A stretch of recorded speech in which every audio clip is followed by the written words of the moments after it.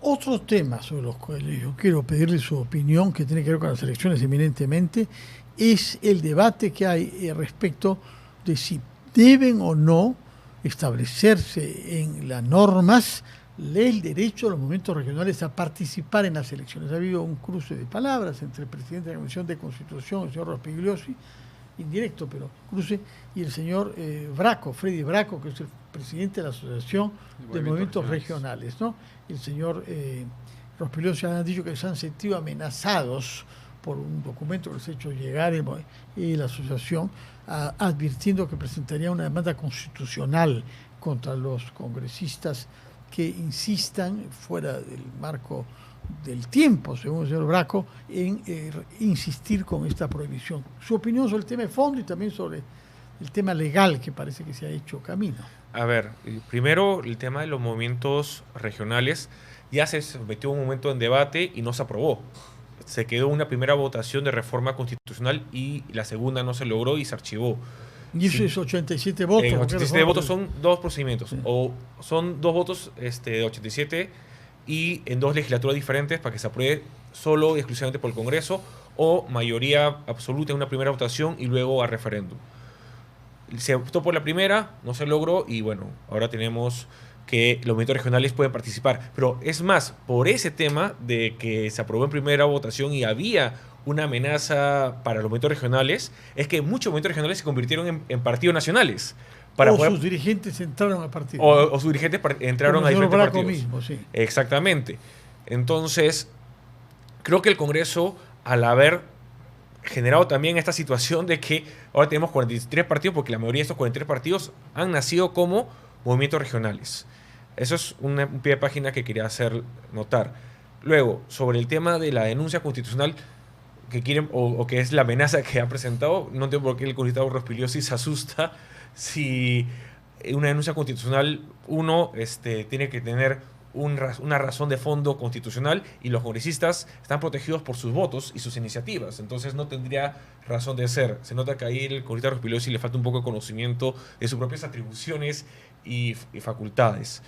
Pero él mencionó el tema, que no están sujetos a mandato imperativo en el voto que emiten. Exactamente, ¿sí? pero si tiene temores porque uno está muy seguro o que tiene otras preocupaciones. Y sobre el tema de lo político, yo siempre he dicho que los movimientos regionales, en su momento, son hechos para una elección y luego desaparecen y luego no fiscalizan o no se puede fiscalizar a sus alcaldes o gobernadores regionales. Mientras que un partido nacional tiende a tener una idea de que perdura más en el tiempo y que sí se le puede reclamar a sus dirigentes, se le puede reclamar al partido.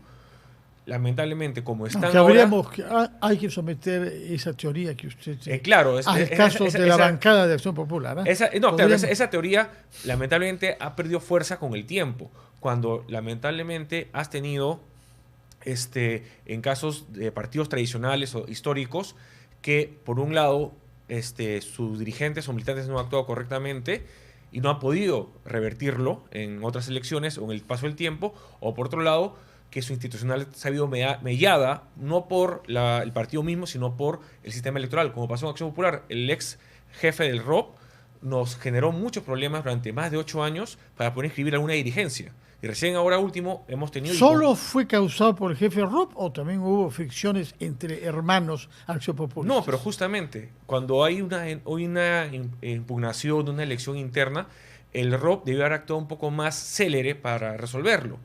Y el ROP se demoraba años, cuando inclusive ya pasaba la dirigencia, sus 2 años de dirigencia, ya no había sustracción en la materia. Yo lo que recuerdo lamentablemente durante esos 8 años es que algunos dirigentes me decían: prefiero que desaparezca el partido antes de que gane ese compañero. Compañeros, es que... Correligionario. Correligionario en Acción Popular. Compañeros en otra parte. Pero de manera que yo creo que el ROP no es el único factor. Por eso, claro, por eso yo digo eso mismo. Yo creo que entre los partidos se fortalezcan más en la interna y los sistemas electorales los coadyuve a lograr ese fortalecimiento.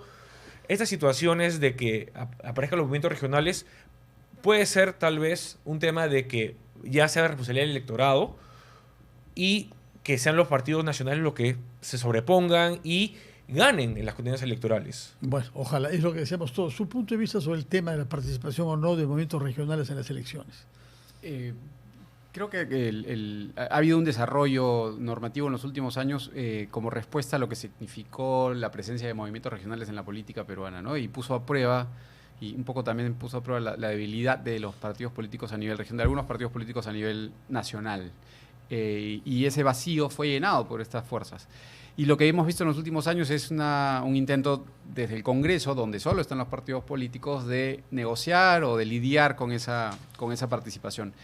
Y viene de la mano de intentos, creo que debemos reconocer, que es, por ejemplo, la vuelta a la reelección, que creo que es bastante importante, sí, que se permita la reelección de autoridades a nivel subnacional. Ya teníamos la reelección de nivel parlamentario y ahora se está discutiendo precisamente la de gobernadores y alcaldes. Y ahí es muy importante, porque un poco lo señalaba Luis, es la idea de que el votante pueda sancionar con su voto a la gestión que le parece que hizo las cosas bien o castigar a la gestión que le parece que lo hizo mal. En líneas generales, en el agregado, obviamente van a haber casos de corrupción, de intentos de entronizarse, de intentos de permanecer más allá del tiempo o usando populismo de repente o políticas clientelares.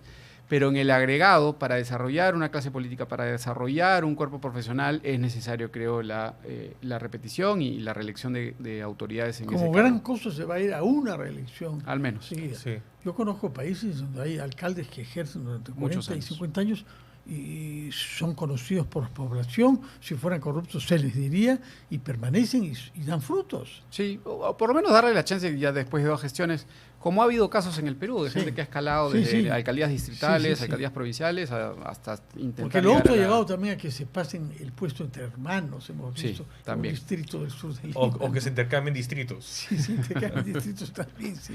De todo eso se ve. Bueno, yo quiero preguntarle sobre un aspecto que introduce otro elemento a nuestro análisis de la coyuntura política en periodo electoral, y es el tema judicial.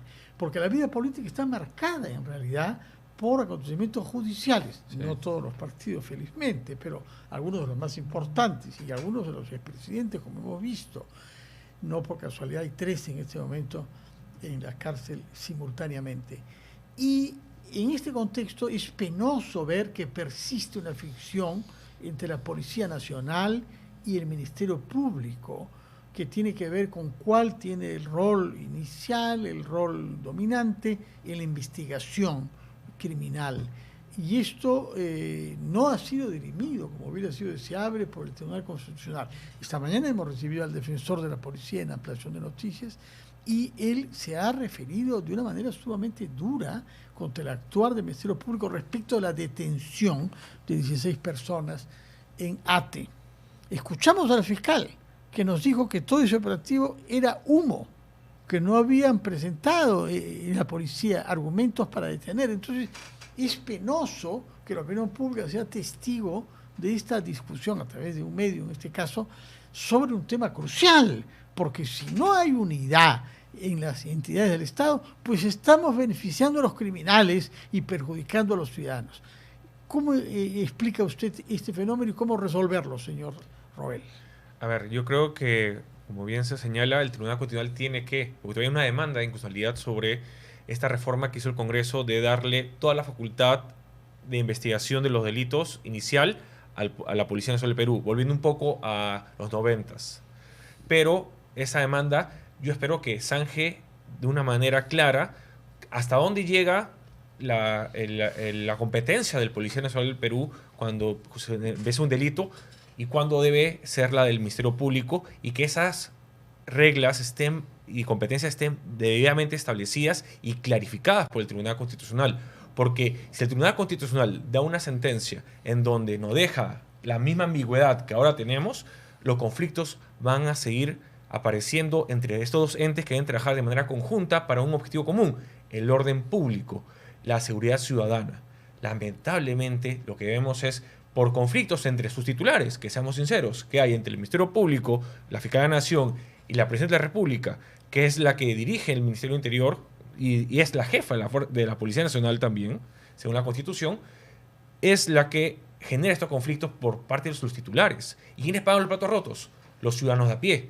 Justamente, hoy que estamos en el Día del Trabajador, los trabajadores que trabajan día y noche para llevar un plato de comida a sus casas y que lamentablemente no saben si van a volver. ¿Por qué? Porque tenemos la inseguridad y los órganos estatales, los órganos públicos, que son parte del sistema de justicia, no trabajan de manera coherente y coordinada. Señor Aguapala, sobre ese tema. Sí, es lamentable. Esperemos que el tribunal se pronuncie, que haya que se zanje este tema, ¿no? Esto pues, se origina en una ley del Congreso. Lamentablemente nosotros identificamos esta ley como una de las leyes que debilitaba un poco la lucha contra el crimen organizado. Nosotros sacamos un informe el año pasado, identificamos más de 10 leyes que promulgadas por el Congreso que no le hacían o no favorecían, no facilitaban la lucha urgente que tenemos contra el crimen.